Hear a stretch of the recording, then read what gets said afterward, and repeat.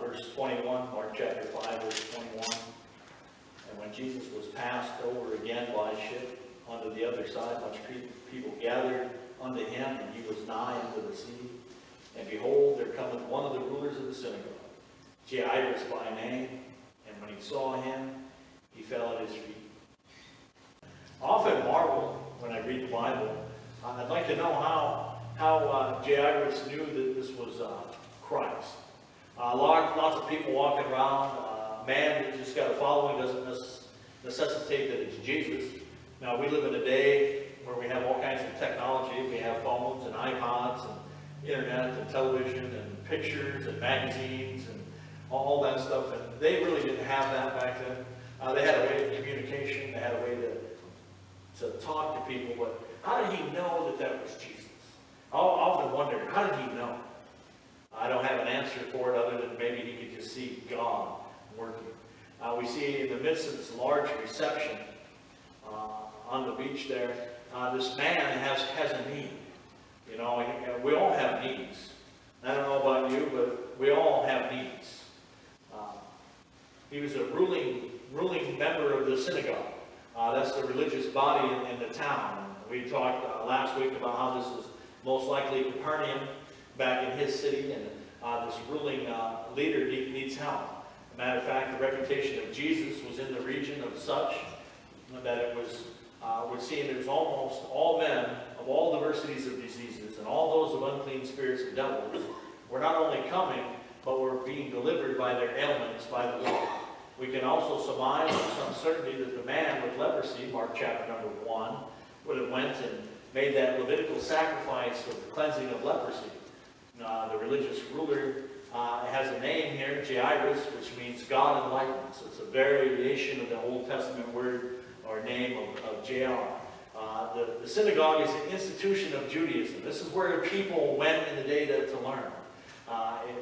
It's got a very important place in the town because you can't get to Jerusalem, you can't get to the temple, so you can only go to the synagogue because it's close.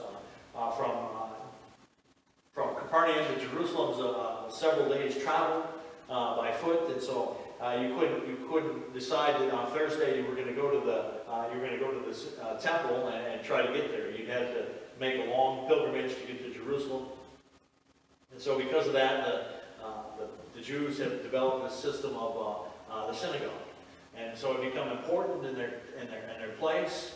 And yet Jairus was a ruler of that local synagogue. His responsibilities might have included, but not been limited to, building maintenance. He could have been involved in the groundskeeping. He could have been part of the administrative process. He could have been selecting the scriptures they were going to talk about that week. He could have been the teachers that were going to come in and teach, and the preachers. So he has this administrative aspect. And the primary focus was to ensure that everything was done decently and in order, according to 1 Corinthians 14:40. And to not have it, the land gathered and stinking, as in Exodus chapter number 8. That's his purpose. He's a prominent player in the community. He's a prominent person in the synagogue. And he's going to do something here that's really profound. It's really maybe not in your mind when you read that, but he's going to risk everything, not only to come to Christ, he's going to risk everything to bow down at his feet.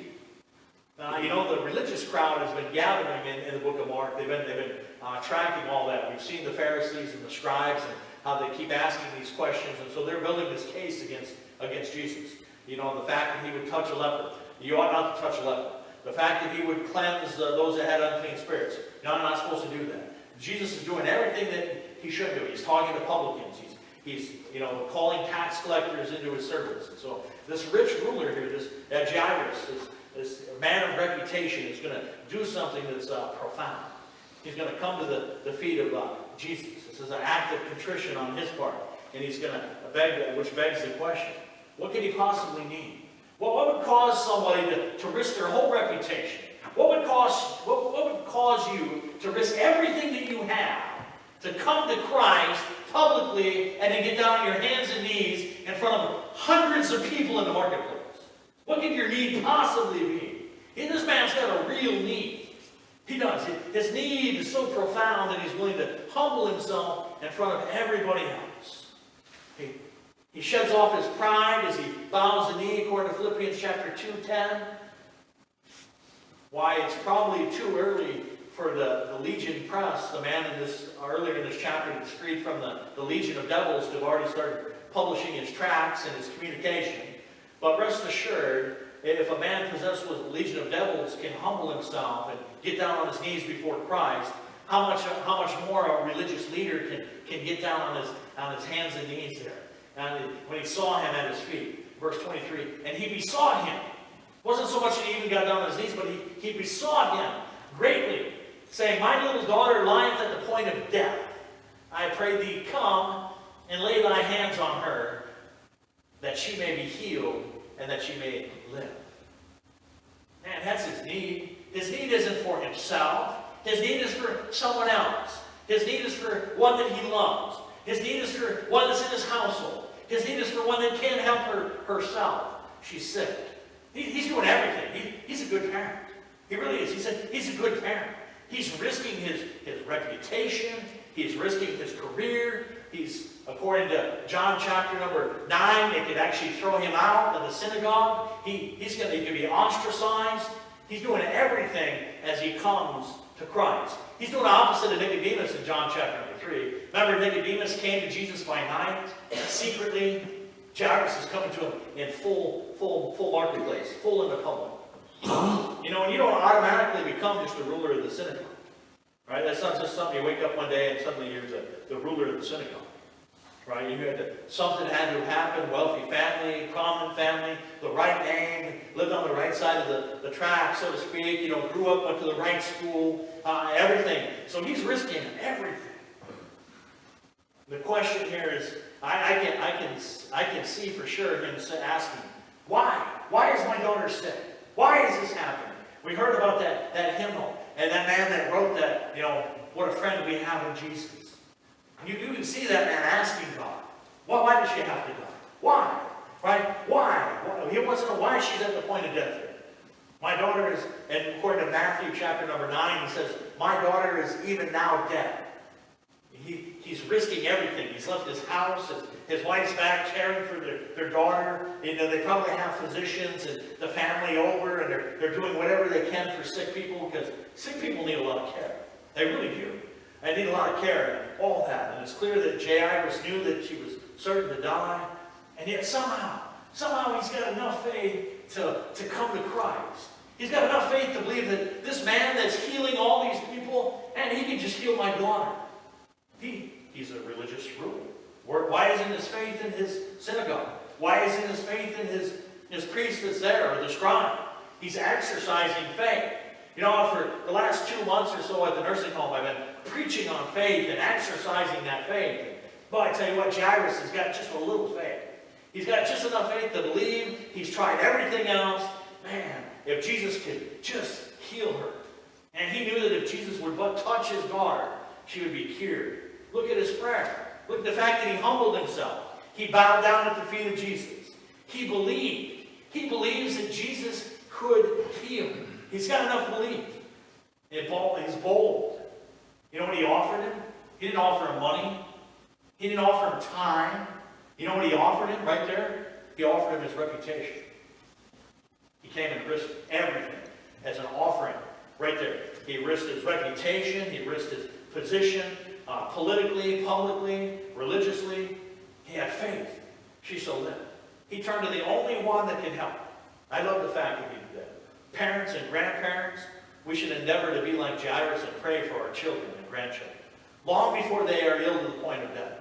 Let's not wait until the last hour to beseech the Lord. Rather, let's come daily and make that supplication known. Let's not wait until they're sick. Let's not wait until they're in the hospital. We should be praying now always for them. Pray without ceasing. We should. There's an overaction made based upon the point of death. The point of death is a fact.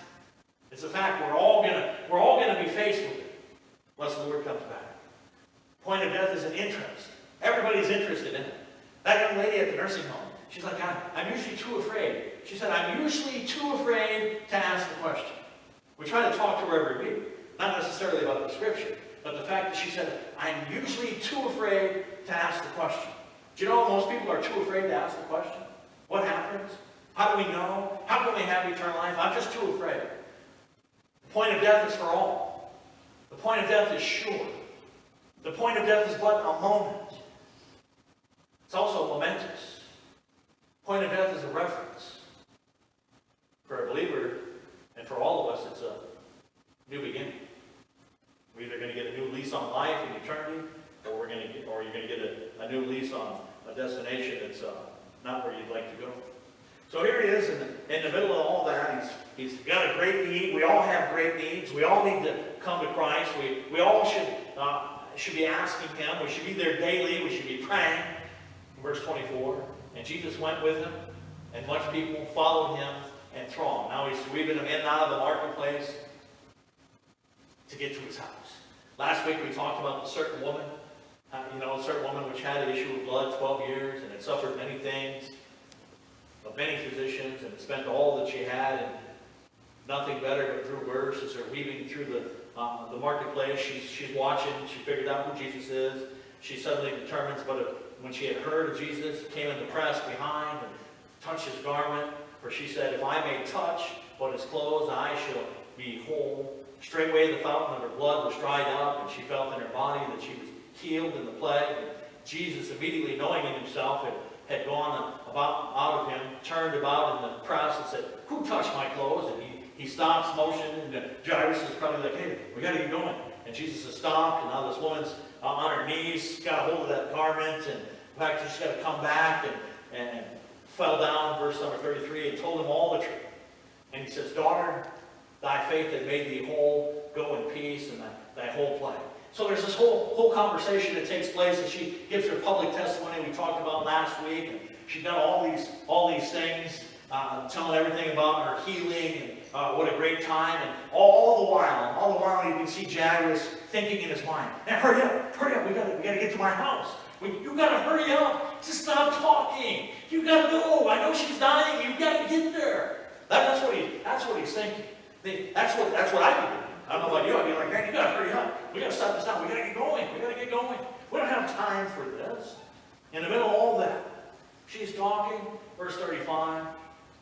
While he yet spake, there came from the ruler of the synagogue's house a servant which said, thy daughter is dead. Why troublest thou the master any further? Right? Jesus is talking to the woman's talking to Jesus, and then in the faint background you can hear some guy coming through the marketplace. Jairus! Then he tells him his daughter's dead. You can see instantly how his whole demeanor has got to change. He risked everything. He'd been on his knees in front of Jesus, in front of the whole town, so to speak, in the marketplace. Risked it all, and now he hears in that faint cry that his daughter is dead. And his whole demeanor changed. And that very next verse, Jesus, the end of that verse, he tells Jairus, be not afraid, only believe. Isn't that what he says? Be not afraid, only believe. That's what he tells him. He stops and looks and says, be not afraid, only believe. And Jairus believed enough to come to him publicly. Jairus believed enough to get on his hands and knees in front of everybody in the marketplace. And now because he heard bad news, Jairus' faith is going to waffle here for just a second. And Jesus reassures him, be not afraid, only believe. How many times do we need that in our life? How many times? Be not afraid, only believe. Tammy and Al, last year this time they were given a death sentence. Be not afraid, only believe. Now I don't know, I haven't talked to them. And I don't know them. But I can hear the testimony, and I can see how their faith is increasing. And not only that, but I can see a brother and sister-in-law that have been praying for him and watching the church pray for him and watching that. And you want to know what? I bet they're not as afraid as they used to be. I bet they're a little more believing. Jairus needed that. In the midst of all that circumstance, he needed the Lord to tell him, be not afraid, only believe. And then we struggle with our personal finances. We struggle in our relationships. We struggle in our prayer life and our Bible reading and our faithfulness to God. And sometimes I think we just need God to say, be not afraid, only believe. Be not afraid, only believe. And we risked everything to come to Christ, did we not? What did we have? We had nothing. We had rotten works. We had our righteousness was a filthy rag. We had nothing. And yet we think we risked everything to come to him. And though sometimes things don't go the way that we want them to go, Jesus tells us, be not afraid, only believe. Jairus has already asked the question. He'd already told him about his daughter. Jesus was following him. That answer is coming. Sometimes it takes a lot longer to get the answer there than we think. Sometimes we just need that reassurance. Heard about the troublest, right? Verse 35, the guy says, why troublest thou the master any further? Do you know that we're never troubling Christ? Do you know every need that we have, every concern that we have, every care that we have, isn't a trouble for him? No trouble at all. Upon hearing the words of the messenger, Jesus spoke directly, be not afraid. Be not afraid. In case you didn't know it, fear is the opposite of faith. Every time we exercise fear, it's of unbelief. Remember that without faith, it's impossible to please God, Hebrews chapter 11, verse number 6. Thus, when we allow fear to have free reign in our lives, we are in the wrong. We are exercising the opposite of faith, which is fear. Before that deceptive seed of doubt was even able to sprout, Jesus told them, only believe. Just a few minutes ago, Jairus was willing and did fall at his feet and made that request known to Jesus. The lesson here is the same that the disciples learned at the end of chapter 4. Jairus must learn to trust the Lord just as we do. We have to learn to just trust him. The answer to our prayers is already on the way. That's why we thank him for the answer that's even coming. The answer is already coming. We just prayed for all of that, and the answer is already on its way. Sometimes it takes a lot longer to get there than we like, but the answer is already on the way. We just got to believe. Be not afraid, just believe. That's where we got to be. That's where you want to be. That's where I want you to be. Jesus had been traveling with Jairus, and they were headed to his house. He ought not to forget that. We ought not to forget that either. That we're following and we're traveling with the Lord. We ought not to forget that he's with us. Hasn't changed. The situation hasn't changed. The Bible student will recall the prophet Daniel was in desperate need of prayer and had been fasting for 3 weeks. He'd been fasting for 21 days for an answer. He's not eating, he's praying and fasting. Daniel chapter 10. This news was just a fiery dart that had hurled by the adversary as a small shield of faith that Jairus had. The answer in cases like this is just to believe and exercise faith, and that you're going to have to hold on tight. Sometimes you're just going to have to hold on tight. Be not afraid, only believe. A great verse. Great verse. But look, it continues on. Verse 37. And he suffered no man to follow him, save Peter and James and John, the brother of James. They shortened up their little traveling party. Now, instead of it being Jesus and his 12 disciples and a multitude following with, now it's going to be just Jairus and Jesus and the 3 disciples, Peter, James, and John. Speed up travel a little bit. Going to speed up a little bit. We can tell that the situation has now changed drastically as Jesus swings into action. The whole crowd is now suspended, and he suffers no one to follow except those 3. This is going to be expedient. Friends and family and servants were sure to be looking at their approach. This is the first of 3 selections of these disciples, which some consider to be the inner circle. So first of 3 times that these 3 disciples are set aside to see a tremendous miracle. Really? This is a tremendous miracle. Jesus is going to raise a dead girl. This is the first time. Healing of a little girl. Then later it's on the Mount of Transfiguration, and then it's in the Garden of Gethsemane. And we'll cover that again. But it's important that you understand he's setting them aside for vast ministerial importance later in life. And they have to see this. And why do they have to see this? Because we know that faith is the evidence of things hoped for, or the substance of things hoped for, the evidence of things not seen. We know that we're supposed to walk by faith and not by sight. But sometimes you need to see certain things. Sometimes you need to see with your eyes a prayer answered. Sometimes you need to see so that it encourages you and increases your belief. And this is one. And Jesus is setting aside these three hand-picked men. Verse 38. And he cometh to the house of the ruler of the synagogue, and seeth the tumult, and them that wept and wailed greatly. Now, you got to read the other Gospels. Matthew chapter 9 says there was minstrels playing. This is very standard. When someone died, the culture, they hired someone to come and a minstrel, play a violin, play a harp. So as they approach the house, you can already see the minstrel playing. That tells all of them that the little girl is already dead. She's already died, because they wouldn't come unless she's already dead. They often employed musician or two, and at least one woman who would wail. Jeremiah chapter 9, Jeremiah chapter 48. So you have a minstrel playing, and you have some woman out there just wailing. So everybody around knows somebody just died. Thus there were those that played music, those that wept, those that wailed. It was clear by the tumult we see that those of the houses that were sure the little daughter was dead, and funeral preparations were already prepared for.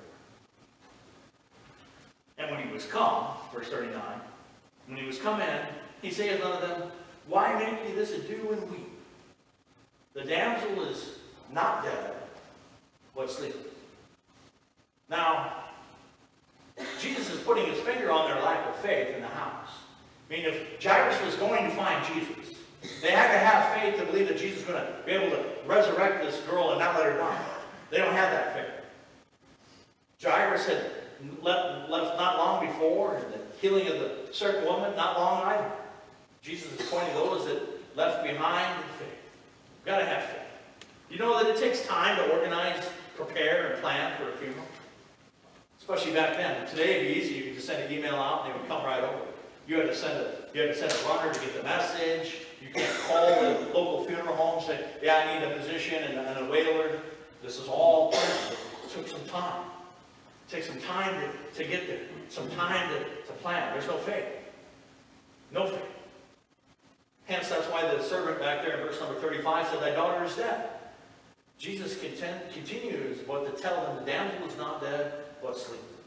The Bible sometimes uses death and sleep or use synonymous. Their similarities bound. Weariness precedes both. Rest accompanies both. Waken they both will. Right? So there's some similarities. Here Jesus is implying that those that sleep shall wake. A commentator records some of the interesting tradition revolving around death. He claimed that the Jewish custom was of sort that all the water in the house and tree houses on either side was empty. Remembering that Jews are a superstitious lot, Acts chapter 25. The reason for this was that they believed that the death angel dipped his sword in water prior to delivering the death stroke and needed water close by to where death was going to take place. So they'd already got rid of all the water. Superstitious law. That's who's there. Superstitious law. They're there. Sleeping. Verse 40. And they laughed him to scorn. They laughed the Lord to scorn. I challenge you. Go through your Bible in the Gospels and see every time they laugh at the Lord. Every time they scorn him. Every time they don't believe what he says. Look at how many miracles he's already done. He's already healed the man that had the leprosy. He's already cast out the man that has the unclean spirit. He's already healed the man that had palsy. He's already healed Peter's mother-in-law. He's already had a front lawn full of people that needed healing, and he's healed diverse sicknesses. He's healed disease. He's healed plagues. He's cast out unclean spirits. He's healed leprosy. He's healed the man that has a withered hand. He's done all that, and every time, go back and look and see how many times they just laughed him to scorn. They're like, oh, she's dead. We know she's been dead. Come on, we've already got the minstrel here playing. We wouldn't just pay him to come on down unless she's already dead. I already got the woman in the corner, oh, just wailing away. So everybody knows. Laughed him to scorn. How many times do your friends and neighbors and family and other believers laugh you to scorn when you tell them about what great things God's going to do? They laugh at you. God don't do that. Oh, he does. He does. You know what limits the Lord's work in the New Testament? People laughing at him and not believing. That's what limits his ability. People don't believe. Laughing. And he kicks them out of the house. You gotta go. laughs him to scorn. Laughing. Now, laughed him to scorn, but when he put them all out, he taketh the father and mother of the damsel, and them that were with him, Peter, James, and John, and entered where the damsel was lying. And he took the damsel by the hand and said unto her, Talitha cumi, which is, being interpreted, damsel, I say unto thee, arise. And what's the next two words? It says, and straightway the damsel arose and walked. And he brought her back from the dead. He just brought her back from the dead. That's what our life was prior to salvation. We were dead in our trespasses and sins. We were dead.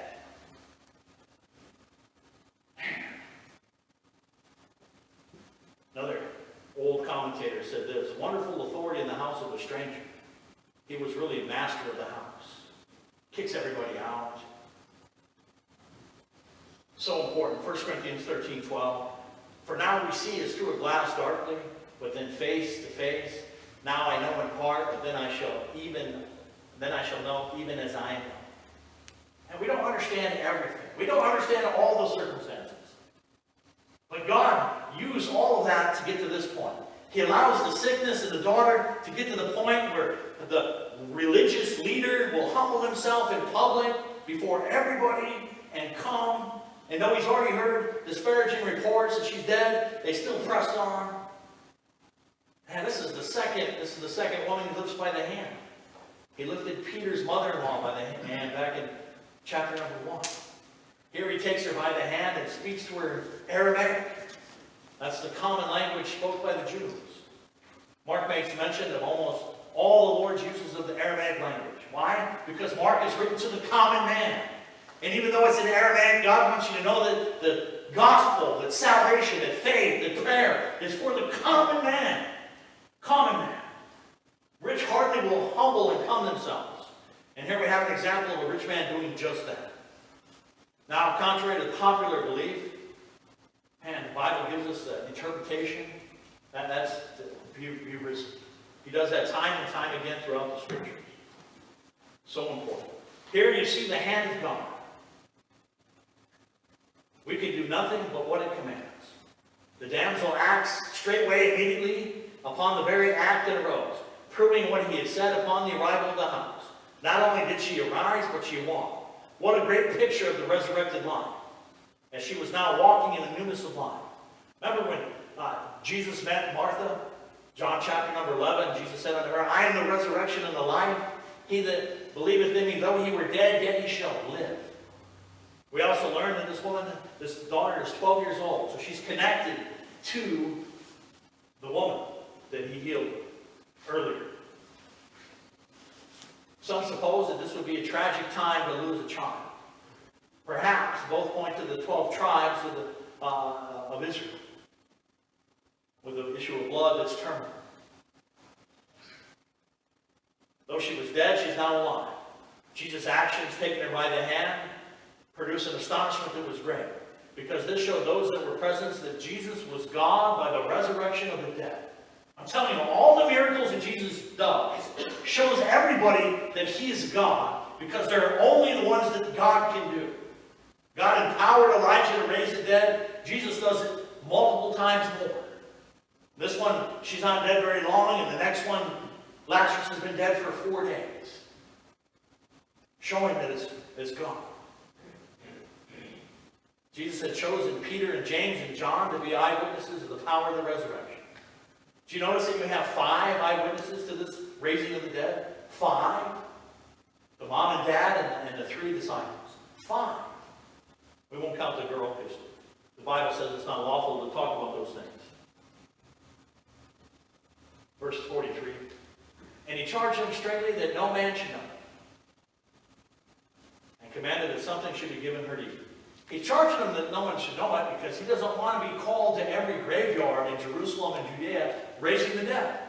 He didn't come to raise the dead physically. He came because they needed a Messiah and the people needed atonement for their sin. And so he does these miracles in the middle of all that. And that's why he's challenging them and commanding them and charging them that they don't talk about it, because otherwise he'd be in every graveyard, bringing up dead bodies. That's why over in John chapter number 11, that's why he calls Lazarus by name. The reason why he's going to call Lazarus by name in John chapter 11 is that tomb is full of dead bodies. If he says, come forth, they all come forth, and it's not time for the resurrection. That's why he took her by the hand and told her to arise. It's the second time in this book that Jesus charged someone not to tell. This was a personal work that was done privately. To not further his reputation as a miracle healer, this wasn't the focus of his ministry.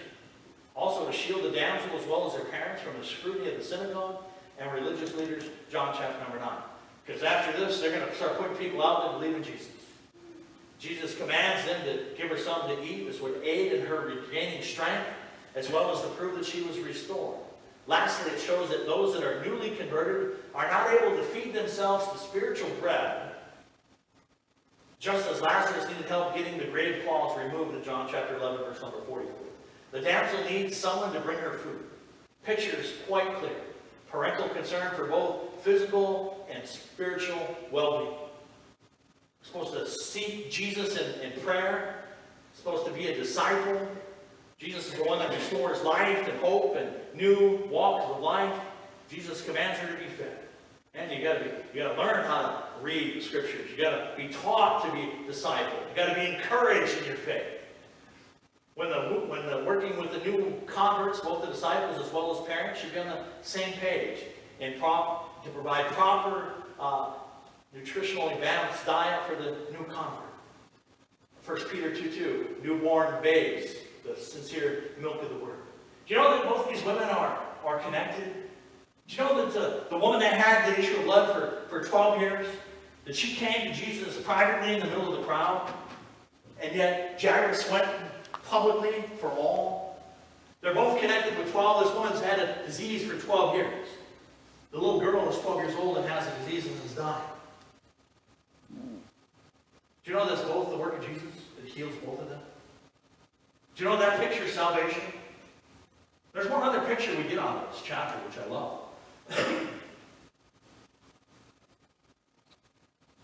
That woman's a picture of the church, which is where we're at. In the midst of Jesus coming to restore Israel, the daughter, right? And in order to coming to do that, in the middle of all that, here's a woman that's got an issue with blood for 12 years. That's the church. That's a Gentile. We got no access to the things of God. Yet, in the middle of all that, Jesus takes the time to heal that woman. In the middle of it all. In the middle of all what he's got going on, that means he's got time for you and me. In the middle of everything he's doing, running the universe, trying to establish all the prophecies that come fulfilled right to the last little jot and tittle, doing all that, the stars in their motion, the atoms, the nucleus, the electrons, the protons, all of it. In the middle of all that, he's got time for you and me. He's never too busy. He's never too overwhelmed. He's always got time for you and me. Always. Always got time. All we got to do is go to him and talk to him and beseech him and lay hold of those promises. Man, Jairus' life has changed now because his daughter got healed. That woman's life has changed. How about your life? Has your life changed because of the things that God has done? You've been changed because of God working in your life? You've been changed by the fact that God had time enough for you? I'm glad he had time enough for me. I know that I was dead in my trespasses and sins. I know that I needed the blood. Right? We all had an issue with blood. We were all damaged by that blood. Do you know that no matter what, both these cases, Jesus healed both of them. When Jesus healed the woman, man, he responded immediately. When Jesus healed the daughter, he responded after delay. Man, many of us are parents. Many of us are parents. We have children or grandchildren. We don't always respond. We don't always respond right away to the request. Though we do get to the request. We do answer. Just like God. Might not always be able to answer. But He's there. You know that some are healed publicly. Some are healed privately. Some salvations happen alone in a room after you've been reading the Scripture. Others happen in the middle of a church service or at work. Do you know that Jesus is available for the poor? That woman was poor. The Bible says she spent all that she had. She was as poor could get. And that little girl that was 12 years old, her dad was a ruler of the synagogue. She had everything that she could get. She was wealthy. She was. Her dad provided everything for her. Do you know that the woman had 12 years? That woman had 12 years of agony. 12 years of agony. And then this daughter had 12 years of happiness. She grew up in the right home. She had all the right needs. She had all the new clothes and everything that came along with the fact that her dad was a ruler in the synagogue. Man, that's happy time. Do you know what? It doesn't matter if you come from a poor family or a rich family.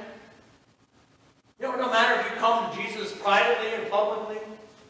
You know, it doesn't matter if there was a delay or if it was happened right away. Do you know that the woman had faith to reach out and Jairus wasn't sure? Do you know what it comes back to in both cases? Be not afraid, only believe. Be not afraid, only believe. Why do we not believe the things of God? Why do we not believe that God preserves His Word? Why do we not believe that God answers prayer? Why do we not believe that God gives us eternal life? Why do we not believe the things of God? Be not afraid, only believe. We got to start believing in the things of God. We got to start exercising faith in God. Psalm 34:8 says, "Oh, taste and see that the Lord is good. Blessed is the man that trusteth in Him." Have you tasted and seen that God is good?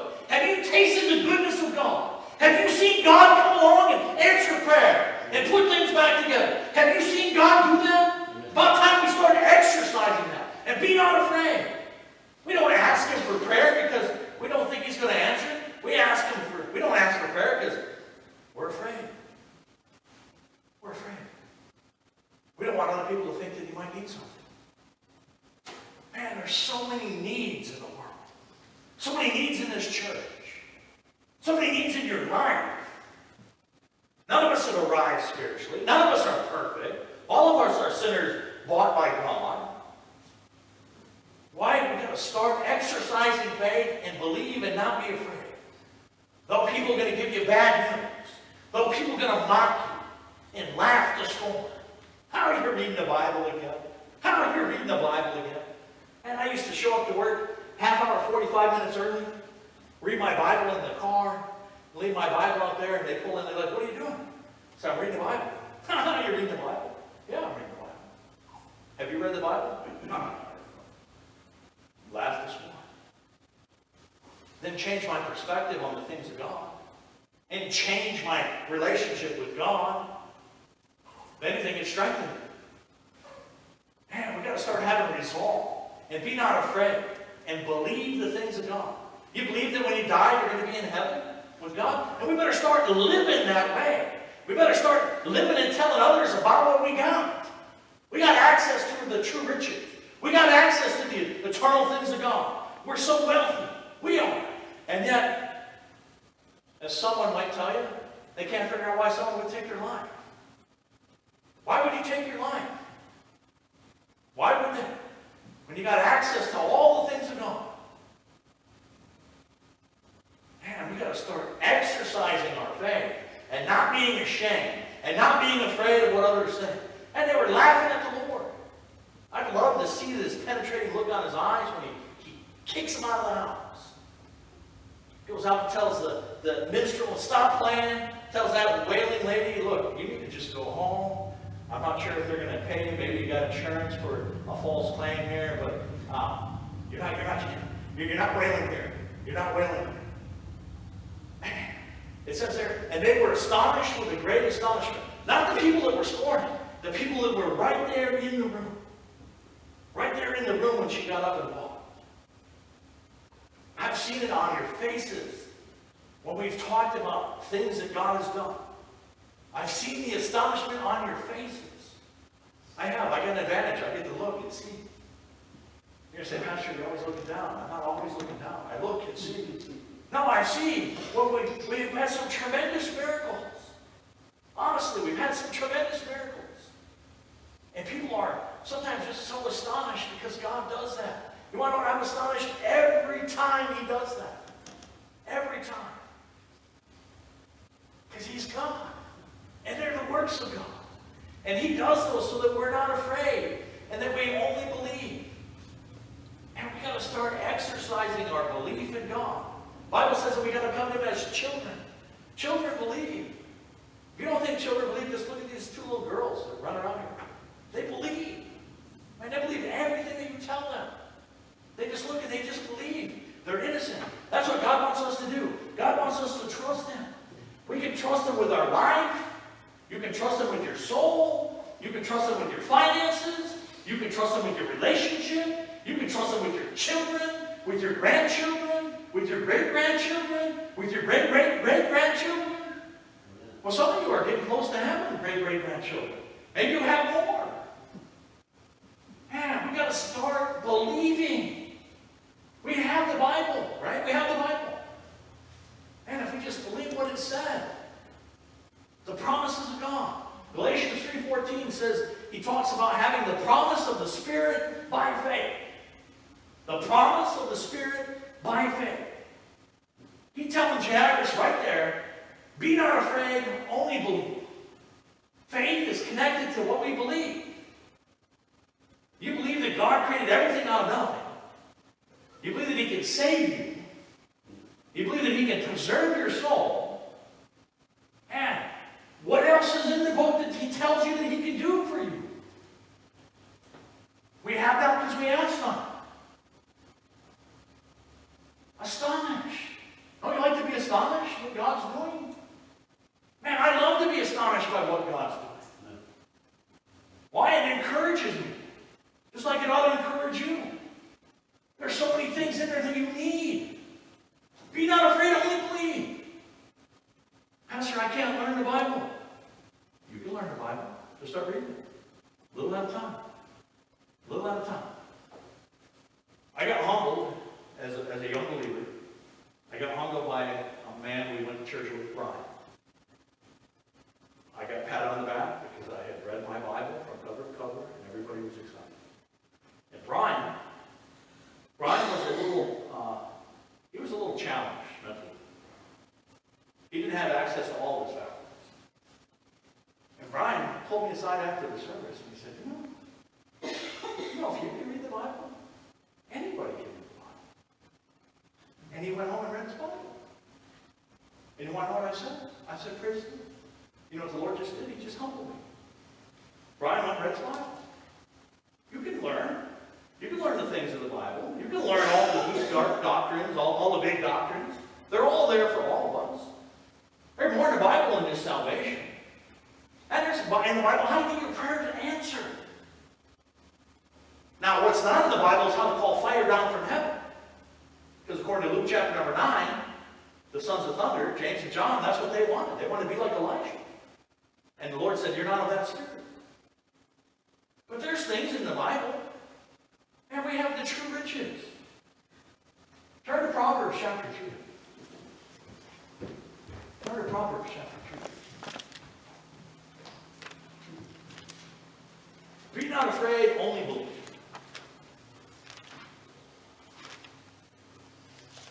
That rich ruler, he had a need. He had a need. Verse 13. Proverbs 3:13. Happy is the man that findeth wisdom, and the man that getteth understanding. Man, that's Jairus. Man, he's on the knees. Jesus is following. He is happy. He's happy. He's got it. Right? For the merchandise of it, wisdom, is better than the merchandise of silver, and the gain thereof of fine gold. Right? Silver, redemption. Gold, divinity, eternal life. Wisdom is better than both of them. She's more precious than rubies.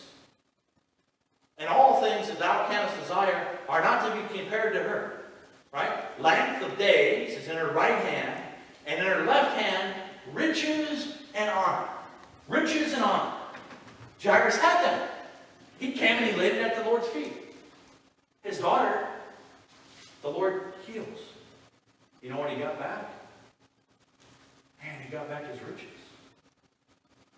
You know, we think about riches being in a financial aspect. Oftentimes they're not.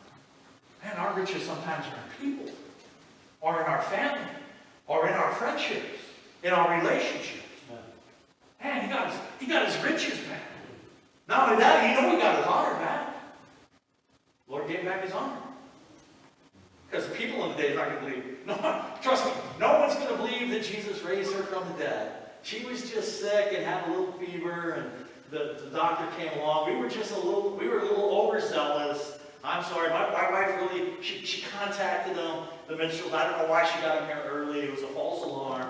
That's how it's all played off. He got his honor back. Now he believes, but everybody else is not going to believe. People don't believe he gets saved. Saved? What's that? Well, everybody believes. I've always believed. You always believe in salvation? No, I've always believed. I just always believed. Tell me, riches and honor.